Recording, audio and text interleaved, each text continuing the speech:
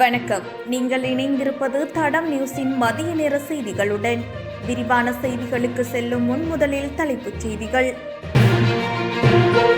நாட்டில் மீண்டும் மின் கட்டண அதிகரிப்பு, இன்று வெளியாகவுள்ள அறிவிப்பு.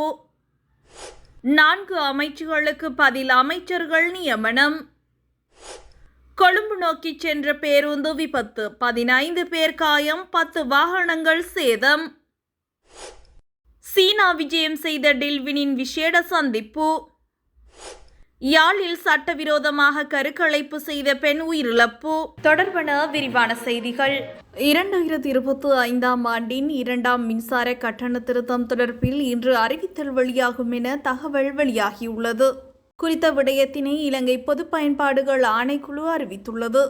இலங்கை மின்சார சபையால் சமர்ப்பிக்கப்பட்ட முன்மொழிவு குறித்து பொதுமக்களிடமிருந்து பெற்றுக்கொண்ட கருத்துக்கள் மீதான மறு ஆய்வு செயல்முறை தற்போது இறுதிக்கட்டத்தில் இருப்பதாக இந்த ஆணைக்குழுவின் தொடர்பாடல் பிரிவு பணிப்பாளர் ஜெயநாத் ஹேரத் நேற்று தெரிவித்திருந்தார். இது தொடர்பில் அவர் மேலும் கூறியுள்ளதாவது: 2025ஆம் ஆண்டின் 2ஆம் பாதியில் இலங்கை மின்சார சபையால் சமர்ப்பிக்கப்பட்ட மின் கட்டண திருத்த முன்மொழிவு, அதாவது 18.3% அதிகரிப்புக்கான முன்மொழிவு தொடர்பாக பொது ஆலோசனை செயல்முறை நடந்து வருகிறது. கடந்த வியாழக்கிழமை முடிவடைந்த பொது கருத்து காலத்தில் 9 மாகாணங்களில் இருந்தும் கருத்துக்களை சேகரித்துள்ளதாக ஆணைக்குழு குறிப்பிட்டுள்ளது. பொது முன்மொழிவுகள் இலங்கை மின்சார சபையின் சமர்ப்பிப்பு மற்றும் மின்சார உற்பத்தி செலவுகள் குறித்த அறிக்கைகளை மதிப்பிட்ட பிறகு பொது பயன்பாடுகள் ஆணைக்குழு தனது பரிந்துரையை வழங்கும் என தெரிவித்திருந்தமை குறிப்பிடத்தக்கது.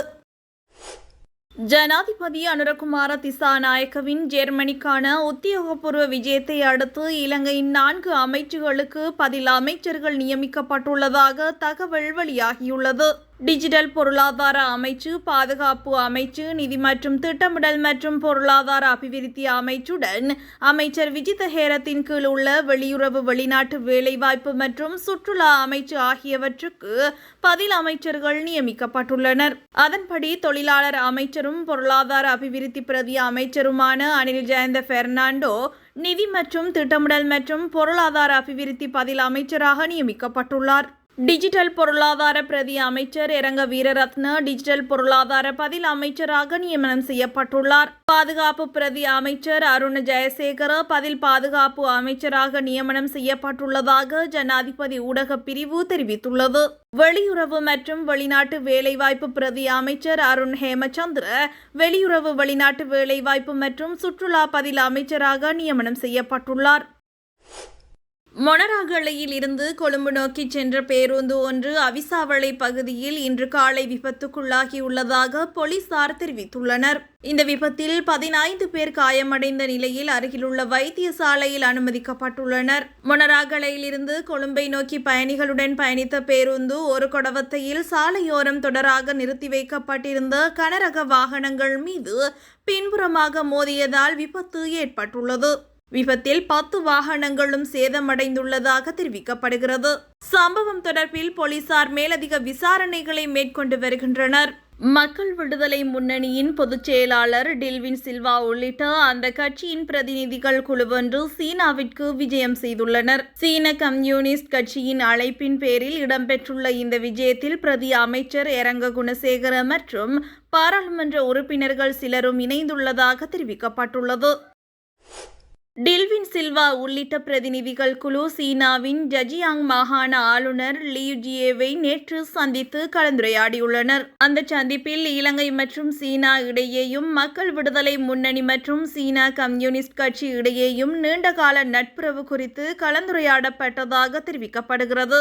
இலங்கையில் நிலவிய ஊழல் மிக்க ஆட்சி முறைமையை முடிவுக்கு கொண்டு வந்து மக்கள் விடுதலை முன்னணியின் தலைமையில் நிறுவப்பட்ட தேசிய மக்கள் சக்தி அரசாங்கம் நாட்டின் பொருளாதாரத்தை வேகமாக முன்னேற்றுவதற்கு ஒரு திட்டத்துடன் பயணித்து வருவதாக டில்வின் சில்வா இந்த சந்திப்பில் சுட்டிக்காட்டியுள்ளார். யாழ்ப்பாணம் சுன்னாகம் போலீஸ் பிரிவிற்கு உட்பட்ட பகுதியில் உள்ள வீடொன்றில் சட்டவிரோதமாக கருக்கலைப்பு செய்த பெண் ஒருவர் உயிரிழந்துள்ளார். இந்த பெண் அதீத இரத்தப்பெருக்கு ஏற்பட்டதன் காரணமாக வைத்தியசாலையில் அனுமதிக்கப்பட்ட பின்னர் சிகிச்சை பலனின்றி உயிரிழந்துள்ளார். இந்த சம்பவம் தொடர்பில் சுன்னாகம் போலீசார் மேலதிக விசாரணைகளை மேற்கொண்டு வருகின்றனர். இதுபோன்ற செய்திகளை தெரிந்து கொள்ள தடம் நியூஸ் சேனலை சப்ஸ்கிரைப் செய்து அருகில் உள்ள பெல் பட்டனை கிளிக் செய்யுங்கள். மேலும் இதுபோன்ற செய்திகளை உடனுக்குடன் தெரிந்து கொள்ள தடம் fm.com என்ற இணையதளத்தின் வாயிலாகவும் எங்களுடன் இணைந்து கொள்ளுங்கள்.